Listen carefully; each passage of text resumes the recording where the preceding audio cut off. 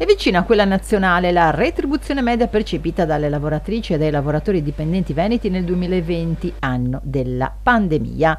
Preoccupa invece il confronto con le retribuzioni medie di territori simili al nostro. A evidenziarlo alcune recenti elaborazioni di Fondazione Corazzini, il centro studi di CISL Veneto, che in questa fase di dibattito anche nazionale sul tema dei salari ha voluto indagare in profondità il tema, partendo dai dati di INPS Veneto per offrire una lettura circostanziata e precisa.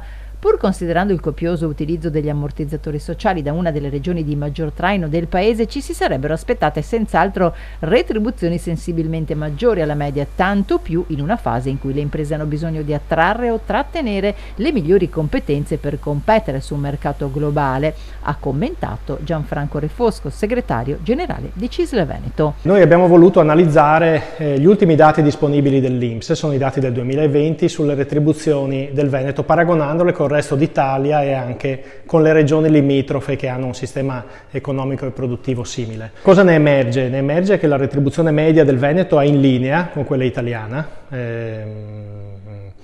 e ne emerge una differenza diciamo negativa per il Veneto nei confronti della Lombardia e anche dell'Emilia Romagna.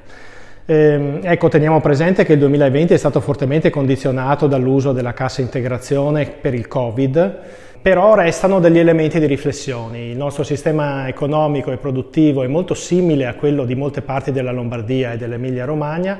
C'è la necessità di recuperare competitività, redditività e anche di valorizzare di più il lavoro nella nostra regione proprio per rafforzare il nostro sistema economico e produttivo. Un'analisi quella svolta dal centro studi del sindacato che ancora una volta porta in evidenza forti disparità di retribuzione collegate al sesso del lavoratore e anche alla sua età.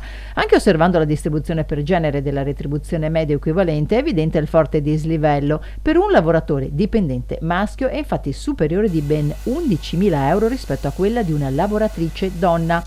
Una differenza che si fa ancora più forte incrociando i due parametri, ovvero genere ed età. La differenza reddituale, già nettamente sbilanciata a sfavore delle donne, infatti tende ad aumentare con l'aumentare dell'età del lavoratore.